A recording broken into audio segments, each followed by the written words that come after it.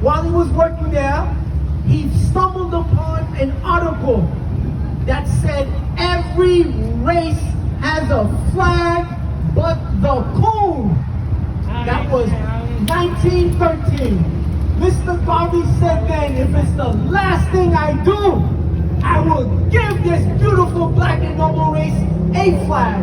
And then Mr. Garvey goes on to build the UNIA, the Universal Negro Improvement Association, ACL, African Communities League. Why does Mr. Garvey do that? Because everywhere Mr. Garvey had been at, including where he was born in Jamaica, he saw black people at the bottom, disrespected, neglected, abused, exploited, badgered, and beaten. After leaving Jamaica in 1910, he went to Costa Rica. Brother, write up, what did Mr. Garvey see in Costa Rica? Black people at the bottom. Then he goes to Panama. What does he see, Dr. McIntosh? Black people at the bottom. Then he goes to Colombia. Brother Mitch, what does he see? Still not happening enough. He goes to Venezuela. He goes to Ecuador. He rides through Peru. He even works in the copper mines of Bolivia. Sister Nikki, what does he see? Black people economically at the bottom. Still not having had enough, Mr. Garvey goes on to Nicaragua and Honduras. Sherry, what does Mr. Garvey see? And you're right, it has not changed.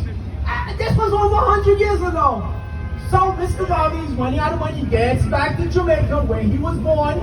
He plans, he's going to the big time. He's got to go to Europe. He's going to land in England. Brother Quahil, what does Mr. Garvey see in England? Black people at the bottom. Then he goes through Scotland and Wales. He even goes through Ireland. He crosses the English Channel, goes to France, then Italy, Spain, Austria, and even Germany. What does he see, black people? Black people at the bottom. And it hasn't changed. So Mr. Garvey, having done his research, he gets it. He says, you know what?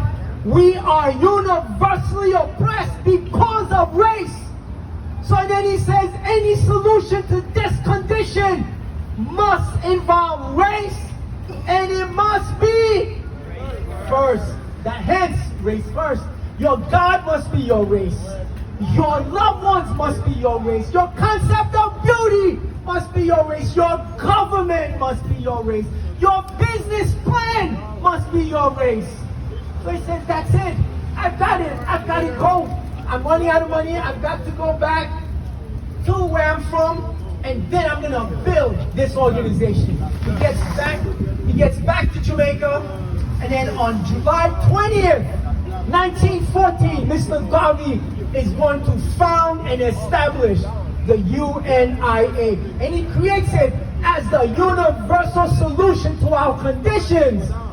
Even though he was born in Jamaica, Mr. Garvey completely understood he was an African born in Jamaica. If we look at ourselves as Trinidadian, as Haitian, as Black American, as South Carolinian, we'll get nowhere. But if we look at ourselves as one people, and please repeat after me, one God, one aim, and one destiny. All of this Mr. Garvey is going to do.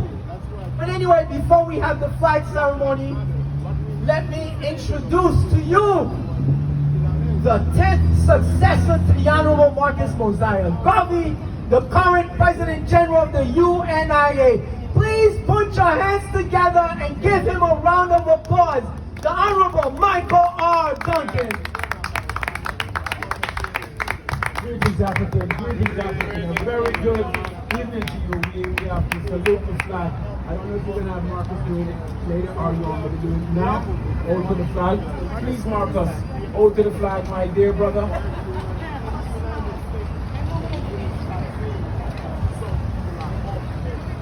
Regardless of what is told of it, here's to this flag of mine. The red, black, and green. Hopes for a future bright. Africa has seen. Here's to the red of it. Great nature shall know of it. It's time to come. The blood shall flow of it. Historians shall write of it. The flag of mine. Here's to the black of it. 400 million sides of it. He says he says on it. The red, black, and green of it. The flag of mine. Here's to the green of it. Young men shall dream of it. They shot and chose of it. They've been so high. Here's to the whole of it. Colors brought and pole of it. Please for my soul with it. Thank God for giving it. The flag of mine. Thank you, thank you, thank you. My dear brothers and sisters, good evening and thanks for being here. This flag means a whole lot to me. I was born on the island of Jamaica, but you will never see me flying the Jamaican flag. I have no love for the Jamaican flag. I live here in America.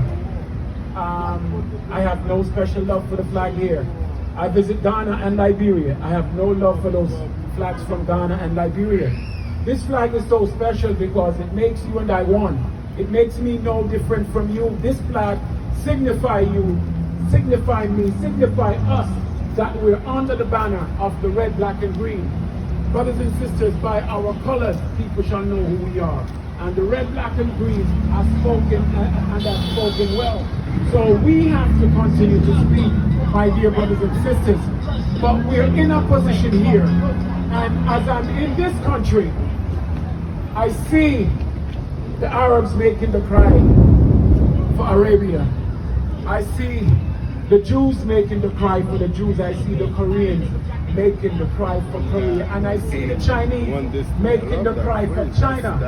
There's nothing wrong with that. But what are we making the cry for? We are making the cry for Africa, for the Africans, those at home and those abroad. Brothers and sisters, we can judge a people based on what it does for its community. The fact that we can have a police officer go into a young sister's house and kill her like that, kill her knowing that he's on camera, he's telling us that I can kill you and you can't do anything about it. I can kill you and the system is gonna back me up. I can kill you and I can keep killing you. That's what has been happening to us over and over and over. And my friends, it's not going to stop. It's not going to stop unless we stop it. Brothers and sisters, these people know that when they kill us, we might protest for 3 weeks. So we're going to protest for 3 weeks and then they kill us again. And they keep killing us and they will never stop. I have seen so many innocent people get killed. Not only do we have to worry about our sons anymore, but we have to worry about our daughters. We have to tell them how to deal with the police system here, because the police system have no love for black people, no love for African people. African people have served this country. African people have helped the U.S. in the Indian War. They have helped them in the war against Spain in 1888, 1898. All over they have helped them to defend this country. They have helped them, as I say, on the Mexican border, and they have done a lot. But all they continue doing is to kill us.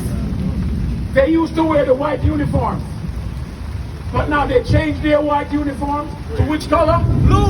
They said you're in blue, and they're still killing African people. But brothers and sisters, indirectly, August 3rd, we contribute to that. 2024. We Marcus contribute to Garvey, the fact Vision of that the Flag, because Prospect if Park. they start from the It's raining right sun now, but it's at okay. 4 o'clock in the morning and try to kill him, they know that Brother Raymond is coming by himself to defend his son. But if they're sure that when they stop Brother Raymond's son, 400 of us going to be coming with Brother Raymond, they will think twice. So brothers and sisters, we have to sharpen up our act and we have to organize. No, brother, the rain is okay, man. It's blessings from above. And the ancestors are here, so we're good. So brothers and sisters, That's we the have president to of the sharpen UNIA our speaking tools. right We now. have to more work together and we have to practice race first. I see everybody else in America practicing race first. In New York City alone, you have 89 different communities, 89 different ethnic groups, and everybody making the cry to better their community, to better their history and their culture. There's nothing wrong with us doing the same. But brothers and sisters, you see these kind of business over here, we have to control them. And we have to control them because these are our community. If you go to Chinatown, the McDonald's will have Chinese writings on it. Yes, sir.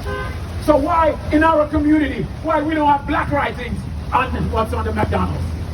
Brothers and sisters, if the tsunami comes tonight and destroy Flatbush Avenue, destroy Parkside, destroy Ocean, and historians come 100 years from now to see what kind of people live here, would they be able to tell that African people live here?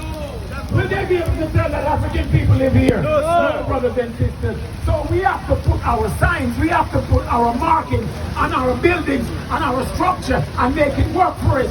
And brothers and sisters, if we are practicing race first, we should be shopping race first. And we have a supermarket in Queens, and it doesn't matter where you're coming from. It doesn't matter where you're coming from. You should practice race first and come to our place of business. If it takes you 2 hours to get there, you should get there, because those are the races, those are the people. They put their people first. Yes, sir. America put its people first. It doesn't matter if it's sports or whatever. Every country, every nation putting their people first. So all we're saying, we got to put our people first. We got to make them first. But brothers and sisters, economics is the order of the day. Give me control of your economics. I don't care who your president is. I don't care who your senators are. I don't care who your government. Whoever controls economics, control everything. So brothers and sisters, we have to get tighter, we have to invest together, and we have to build. Brothers and sisters, I'm not going to stay here long. About the rain feel good, but before I go, I have to bring Mr. Garvey's voice here on Parkside. Mr. Garvey is the greatest man that ever walked on earth, bar none. And if anyone can prove me wrong, please tell me, but Mr. Garvey is the greatest man that God ever put on earth. One man organized all black people from all over the world, regardless of your culture, regardless of your language, regardless of anything he organized. And for Mr. Garvey work, the U.S. government planned on killing him. And they brought him up on trumped up charges in New York City. They take him to court. Mr. Garvey had to defend himself in court. And Mr. Garvey was getting the better of the U.S. attorney. And the U.S. attorney asked, are you going to let this tiger go? Are you going to let this tiger go? They convicted Mr. Garvey and they put him in the Atlanta Federal Penitentiary. There, he was sure that they were going to kill him in prison. So he wrote a letter, and he sent the letter to black people all over the world to know that doesn't matter what happened, he's going to be with you. In that famous letter, Mr. Garvey said, after my enemies are satisfied, I shall come back to serve. In life I shall be the same, but in death I shall be a terror to the foes of black liberty. If death has power, count on me to be the real Marcus Garvey. If I may come in a cyclone, in the rain, as a pestilence, or as God would have me, black people, don't you know I shall never desert you and make your enemies triumph over you? Would I not go to hell 1,000,000 times for you? Would I not cry at the footstool of the Lord omnipotent for you, black brother? Would I not walk the earth like the ghost of Macbeth for you? Then why is that, brother? Cheer up and be assured that if it takes 1,000,000 years, the sins of our enemies shall visit the 1,000,000th generation of those who hinder and oppress us. Black people, if I die in Atlanta, my work then shall only begin. For I shall live in the spiritual to see the days of Africa's glory. Look for me in the whirlwind. Look for me in the rain. Look for me in the storm. And when I am dead, wrap me in the mantle of the red, the black, and the green. For with God's grace and blessing, I shall rise again. I shall bring with me countless millions who have died in the Caribbean, Africa, and America to organize and help us in the fight for freedom, liberty, and life. Brothers and sisters, we have our spirituality. We have our way of life. We have our God. And the biggest thing they did to us is took away our God and give us their God. They came with their religion and they domesticated us, take away our God and our way of life. Brothers and sisters, we have to go back to our Afrocentrism. We have to go back to our spirituality, because it's our spirituality that brought us here and has kept us here. It's our spirituality that kept us on the ship. It's our spirituality that kept us alive for 400 years under slavery. Brothers and sisters, one God, one aim, one destiny. Long live Marcus Garvey, long live the UNIA. Thank you, brothers and sisters. Thank you, President General.